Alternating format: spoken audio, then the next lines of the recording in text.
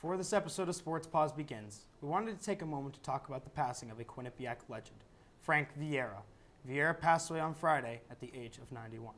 Vieira was a two-sport titan at Quinnipiac in the 1950s. He still holds multiple all-time school records, including the career scoring record for men's basketball with over 2,600 points and the career batting average record for baseball, hitting .424. After Quinnipiac, he started the baseball program at the University of New Haven and coached there for 44 years. In the words of Senior Associate Athletic Director Billy Mecca, he was, quote, a true legend. From all of us at Q30 Television and Sports Paws, we want to wish his family and friends well in this time of sorrow. May he rest in peace. Coming up on Sports Paws, the acrobatics and tumbling team heads to Sioux Falls, South Dakota for the NCATA Nationals. We got you covered on the highlights and the individual events coming up next. Plus, men's and women's tennis competed in the MAAC championships over the weekend. The men's team looking to win its second straight MAAC title. Plus, we got all you need to know on the men's and women's lacrosse teams who are also in playoffs looking to survive and advance to next weekend. All that and more coming up next on Sports Paws. It's getting windy out here, Anthony. Let's go back down to the studio.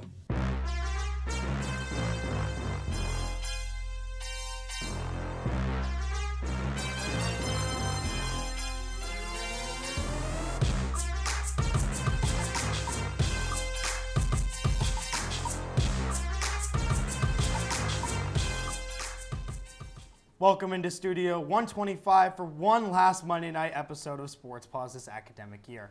My name is Anthony Rossi, and I'm joined alongside Nick Boyd. It's the heart of postseason play for many of the spring sports teams. Let's get started way out west on the mats. The acrobatics and tumbling team was out in Sioux Falls, South Dakota at Augustana University for the NCATA Regionals this weekend, and first took on the number 6 Iona Gales. Quinnipiac defeated Iona dominantly, 263.545 to 255.315. The Bobcats jumped out to an over 4-point lead in the meet's first two events and never looked back. Key performances included 9.8 scores in the pyramid and toss events and a meet best 9.75 from junior Gabriella Pierce in the 6-element tumbling pass. The win sends Quinnipiac to its 8th straight NCATA Final Four. And in that Final Four, the semifinal match that the Bobcats had gave Quinnipiac their only regular season loss this season. It's the Oregon Ducks.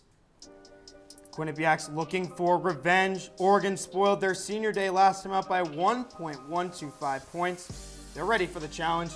They're looking to beat down the Ducks. And into the compulsory event we go as Alyssa Dillon and Mia Rose King hit a straddle during the pyramid heat. They will record a 9.725 for the Bobcats. But after that event, the teams will be tied at a score of 37.075. Bobcats looking to change that in the Acro event. Anna Sullivan with the same score, 9.725, in the 5-element heat, going from a pike, straddling up to a press handstand, back down to a straddle. She'll go back up to another press handstand.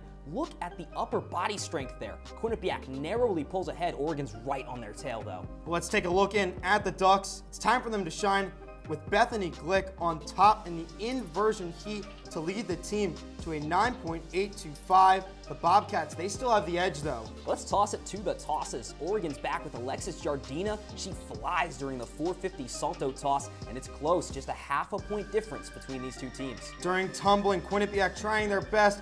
Catherine Carter tries all she can. She records a 9.775 in the aerial heat, but the Ducks just pulled away too much. And the Bobcats couldn't make it up.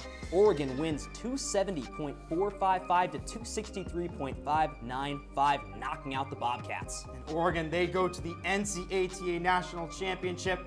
They'd face the Baylor Bears. Baylor was looking for their 10th consecutive natty, and they won. What an achievement for the Baylor Bears. That's dominance. Though this loss did end the Bobcats' quest for a national championship, the Bobcats were making huge headlines on Sunday in the acrobatics and tumbling world. Q30's Brianna Trachtenberg has all you need to know up at M&T Bank Arena. Thanks, guys. There was a lot of action happening out on the mats this weekend as 14 teams traveled to compete in the NCATA event finals. Despite their semifinals loss against Oregon, Quinnipiac qualified for 10 different individual events. They earned their first title of the day after Mia Rose King and Anna Sullivan performed the 6-element Acro routine in almost perfect synchronization to earn a 9.775, beating Baylor by 0.75.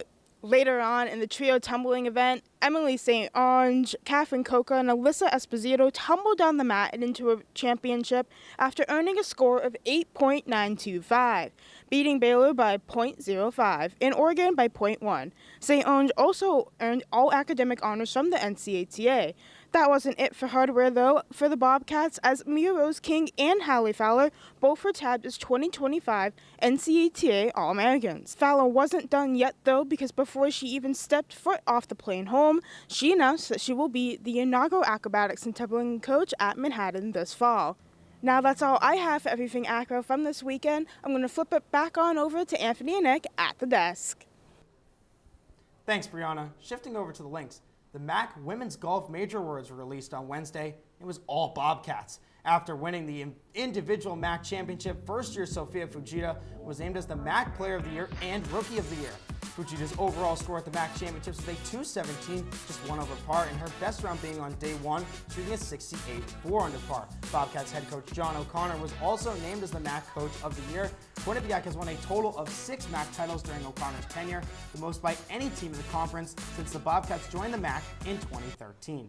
Checking in on MAAC tennis. The All-MAAC awards for the men's and women's tennis teams were announced this past week. On the men's side, 4 players took home All-MAAC awards. Czech graduate student Daniel Valek and Austrian first-year Elias Hopcha both made the All-MAAC singles team. Valek went 6-2 as Quinnipiac's number 1 this year, while Hopcha was a perfect 8-0 from the number 4 slot in MAAC play. Meanwhile, New Zealand sophomore Finn Burridge was named to the second team, while his doubles partner Carlos Broncimo was named to the second team in the number 3 slot. And there were 5 Bobcats that were named to all MAAC teams on the women's side. Will Renton, first team for both singles and doubles. Caitlin Flower got first team for doubles and second team for singles. Aniga Shankar and Vera Sekarina got second team for both doubles and singles, while Caroline Schulzen was named to second team singles. Renton wasn't done yet, as she was named as the MAAC Player and Rookie of the Year for her performance during the 2025 season. The first year had a total record of 15-1 in MAAC play, going perfect 8-0 in doubles. Head coach for the Bobcats, Paula Miller, was also named as the MAAC Women's Tennis Coach of the Year. Sticking with women's tennis, they were looking for their 8th MAAC title in program history in New Jersey. And the Bobcats did just that as they cruised through their semifinal matchup against Siena, sweeping them 4-0. And then it came the team's real challenge as they faced off against the Fairfield Stags in the MAAC Championship. Once again on Sunday, Fairfield took the doubles point in the match and got out to a 3-1 lead through the first 3 singles matches. Aniga Shankar and Vera Sekarina won their singles matches to tie the game up at 3-3. Willow Renton was able to force a 3rd set against her singles opponent. Renton got out to a 4-set lead, but Fairfield's first year Victoria Mandma came back to win the next 4 sets. And Willow Renton fired back, winning the final 2 sets and clinching the comeback win in the MAAC championship for the Bobcats. They will now await the NCAA selection show to figure out their fate. After clinching the top seed last week, the men's team kicked off their playoff run in New Jersey on Saturday against the Niagara Purple Eagles. Quinnipiac put away the Purple Eagles 4-1 and advanced to the title match for the 2nd straight year. Singles wins by Broncimo, Hawksha, and Vishal Prakash pushed Quinnipiac over the edge. The only thing between them and a championship was the 6th-seeded Rider Bronx after they upset number 2 Siena. But the Bobcats ended the Bronx run in dominant fashion, 4-1 to clinch back-to-back MAAC championships. Bobcats swept the doubles point, and after wins by Valek and Broncimo, clinched the title on Hawksha's 10th singles victory of the year. It's the first time in school history that both the men's and women's tennis programs have won the title in the same season. That's huge for tennis at Quinnipiac. And earlier today, both tennis teams, they found out their fates for the NCAA tournament at their selection show watch party. Our very own Spencer Decker was there, and he's got the story. With both college tennis selection shows taking place earlier today, Quinnipiac men's tennis was chosen to play Clemson. Quinnipiac women's tennis was chosen to play Texas A&M. Here's what head coaches Brian Ananolfi and coach Paula Miller had to say about their team's draws. No, I think it's perfect. We're going to Columbia. They have a great facility. And yeah, to play a team that's actually not seeded. So they're number 25 in the country, but they're not top 16. And I don't think Quinnipiac has ever had a draw where it wasn't a top 16 seed, even when we were in the NEC. So it's great playing top programs in the country. You get to play the top, and some, we played a couple players that in the past that have gone pro. So you have nothing to lose. You go out, our goal always is, to try to get a set. It's hard to get a point, but, get a set, get a point. We've been close to winning a couple matches in doubles. We're right there, and I'm hoping we could come out and, turn a couple of heads like, oh, they could compete with us, On the women's side, they will travel to Texas A&M as they're the hosts as a 2 seed, but the Bobcats will travel to Columbia as they face off against the 25th best team in the nation, the Clemson Tigers. Reporting for Key 30 Sports, I'm Spencer Decker. Thank you so much, Spencer. We have to take our first commercial break of the night, though, but when Sports Paws returns, the women's lacrosse team kicked off their playoff run in Loudonville, New York this weekend. Could they advance to the semifinals next weekend, Nick? And the men's lacrosse team was in postseason action as well after squeaking its way into the playoff field. Could they pull off a playoff run too? We'll have to find out next on Sports Paws.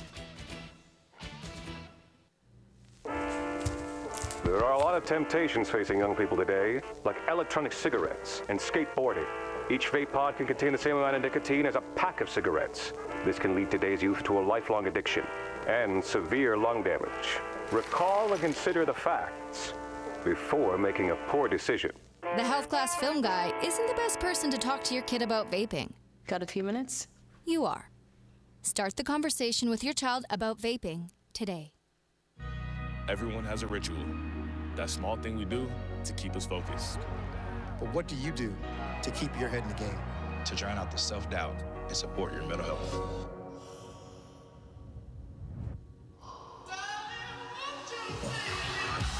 Because being your best isn't just about taking care of your body. It's about taking care of your mind and mental health. Find the resources you need to keep your mental health a priority. Love your mind.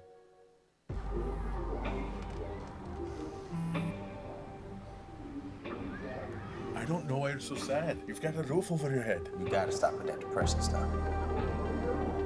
You all right? It just feels like it's coming from everywhere. Do you want to talk about it? You can talk to me if you're feeling sad. Whenever you need to talk, I'm here, okay? Do you enjoy debating Quinnipiac sports? That's all flash, no catch. She didn't net it in the back of the net. That's not even a goal. What are you doing pulling out Ryan? Pretty. That's like a crossover with a missed layup. Bobcat Breakdown is the place for you, with debate, analysis, and so much more. Mate Marinov. He is good, but oh man, is he bad. And that team is amazing. How do you not put Fairfield Women's College? Tune in to Bobcat Breakdown every Tuesday night at 9:30 p.m. on Q30TV.com/watch. Welcome back, folks. The MAAC lacrosse playoffs were also this weekend, and the league announced its major awards on Thursday. First-year phenom Shannon Alden took home both the MAAC Rookie of the Year and the MAAC Goalkeeper of the Year award after posting the most saves per game in the MAAC this season. Was also named to the All-MAAC first team and the All-MAAC rookie team. Abby Wise, Ella Grace Delmon, and Kaylin O'Connor were named to the second team.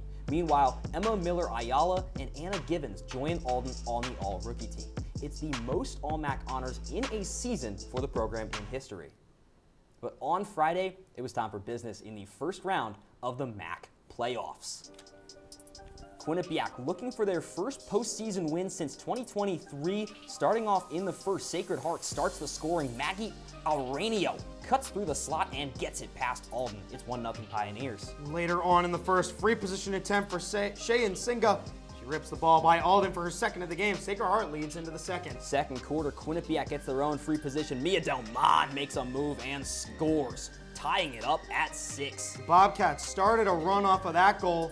They got 3 straight after this connection from Ella Grace Delmon to Abby Wise. 9-6 Quinnipiac to score, but it was 11-8 Bobcats heading into the half. Into the third, let's show some defense. Free position save from Lisa Martin. She had 6 saves on the day. More defense, but on Quinnipiac's side, big save from first-year MAAC goalie of the year, Shannon Alden. There were only 3 goals in the third. Here's one of them. Mia Delmon moves swiftly to the net and scores, putting it past Martin. Bobcats by 4 heading into the fourth. Final frame we go. Sacred Heart, they find a little bit of life. Aiden Carlson finds the back of the twine. She cuts the deficit down to 3 goals. A couple minutes later, Jenna Lively finds some space in front of the Quinnipiac net and works her way into a shot. She scores her first of the game. Deficit's now down to just 2. And Next, Quinnipiac on the offense. They score 5 straight goals. Or excuse me, they score 3 straight goals to close out the game. Anna Givens just scored right there. The final score, Bobcats 16, Sacred Heart 11. Mia Delmont, 5 goals in the win. With the win, the team took on the hosts, the number 3 Siena Saints, on Sunday. Into the first, Grace Dobrinsky puts Shannon Alden in a tough spot and scores. Siena up early. And it is all Siena. In the first 15 minutes of play, Olivia Nicholson, big goal there. Saints lead is up to 3. In the second, Ella Grace Delmont pulls out a flurry of moves and fools the Saints goalie. She scores and Quinnipiac's cut into the lead a little bit. Siena wasn't going down quietly though. Kelly Logan in front of the net, slot shot, goal. Right past Shannon Alden, 7-5 Siena at the half. Only 2 goals in the third quarter, and they were both from Siena. This one from Kohler Nyman extends their lead even further. Siena by 6, heading into the final quarter. Big lead for the Saints, and in that final quarter, they ran away with it. They held that 6-goal lead the entire way throughout. 15-9 the final. Look at how much it means to them. Heartbreaker for the Bobcats, but despite the loss, both Ella Grace Delmont and Mia Delmont joined the 50-goal club on Sunday, becoming the 2nd and 3rd players in program history to reach that mark. With the Bobcats eliminated, here's who's left in contention for the MAAC Women's Lacrosse title. Iona and the Mount will face off on May 2nd after both teams blew out their opponents in the quarterfinals. On the other side of the bracket, after ending Quinnipiac's season, Siena will take on Fairfield after a dominant quarterfinal win as well. The Bobcats finished the season 10-8 in MAAC play, a huge improvement from just 2 wins last year. Yeah, big improvement, but now we'll switch to the men's side of things. 3 Quinnipiac lacrosse players were named to all MAAC teams this past week. Sophomores Justin Robert and Nick Mione were named to All-MAAC second team, and first-year Joe Conesco was named to the All-MAAC rookie team. Robert finished the regular season with 21 goals and a team-high 15 assists. Mione played in all 13 regular season games for the Bobcats, scoring 4 times and assisting on 2. Conesco was a rock on defense, finishing the regular season with 15 ground balls and 12 caused turnovers. And now on Wednesday, the Bobcats played against Merrimack, looking to clinch a berth in the MAAC playoffs, but fell to the Warriors 10-9 in overtime. With a little help from some in-conference teams, the Bobcats were into a playoff spot, and they took on the Canisius Golden Griffins on Sunday. Quinnipiac is coming into this game looking for their first MAAC win in the MAAC tournament since 2019. We start out in the 4th quarter.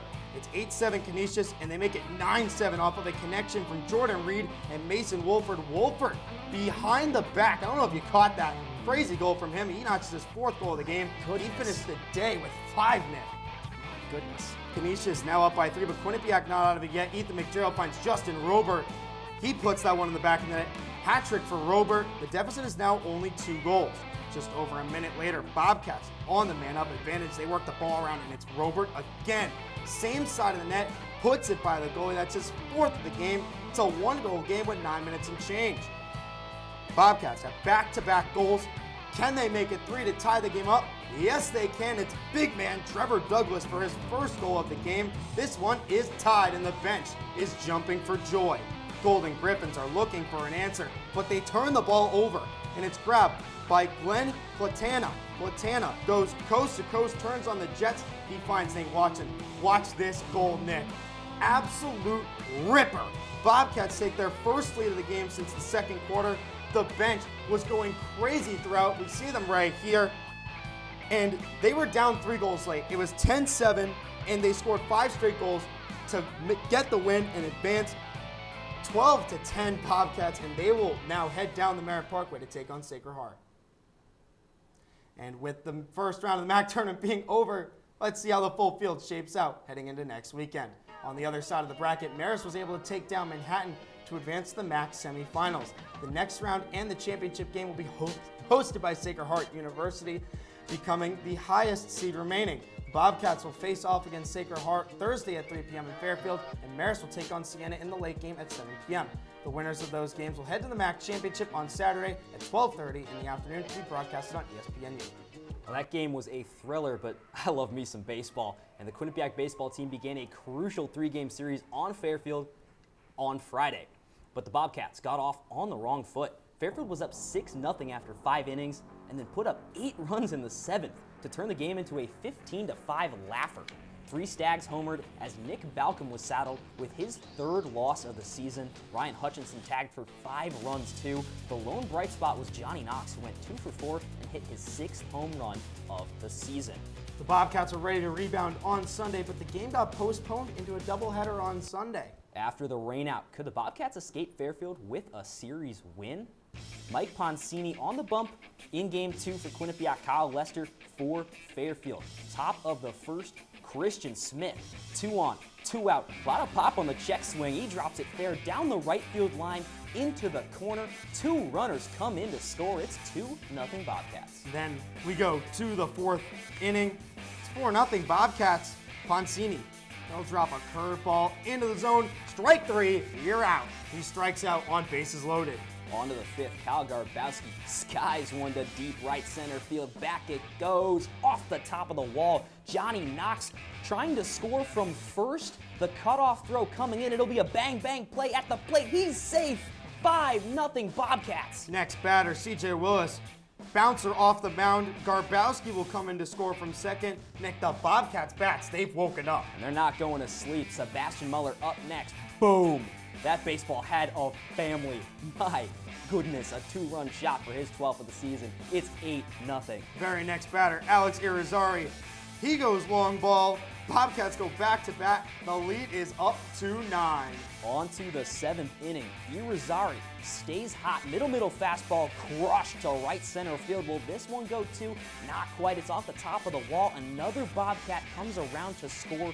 Quinnipiac hangs on for the 11-5 win. Great bounce back. 8 fantastic innings from Poncini and Andrew Rubio. Game 2 coming up with the series up for grabs. Let's go to the 4th. Matt Alduino on the bump, and it's TJ Smallsy. He makes him pay. He hooks the ball around the foul ball, and it's fair. Goodbye, baseball. It did stay that way till the 7th inning, but Irizarry spoils Bowen Baker's 6 scoreless innings. Stay hot, young man. His 2nd straight game with a homer and 12th of the year. Ties it up. Bottom of the 9th we go. It's Ryan Hutchinson. Ryan Clutchinson is his nickname, and he comes in clutch here. Forces soft ground ball to shortstop.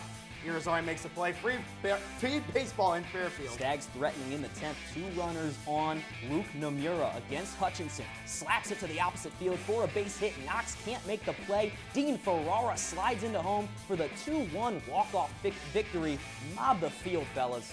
And that they did. Quinnipiac cannot capitalize off of a great day from Alduino. 5 strikeouts, 5 Ks. Quinnipiac is back in action on Tuesday against UMass Lowell, and then they have a weekend series against Mount St. Mary's. But for one last time this year, we got to take our final commercial break of the night. But when we return, softball took on Sacred Heart in a 3-game series looking to build off their midweek sweep of Manhattan. A lot of teams are going down the merit, Nick. And they've been hot recently. We've also got the best plays of the entire year on deck. Not 5, not 6, but 10. Look how innovative we're being. Sports Paws will be right back.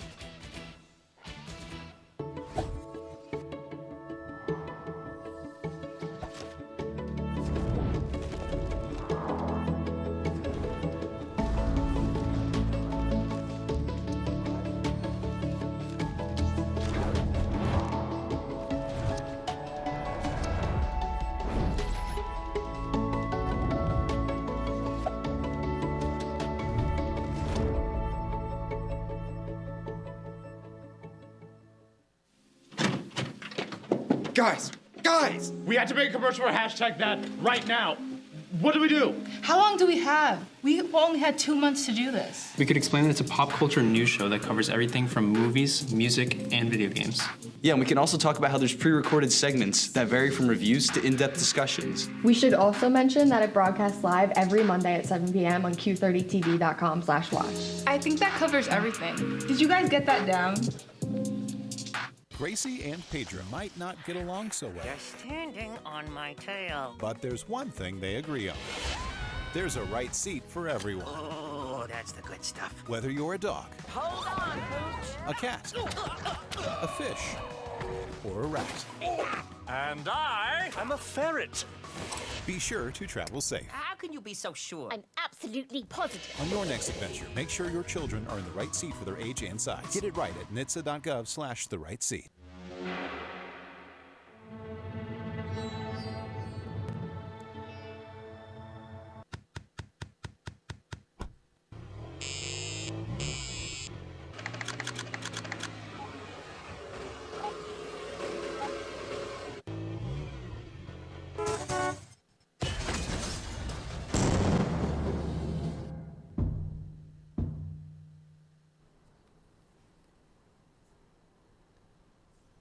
Welcome to the final leg of the show.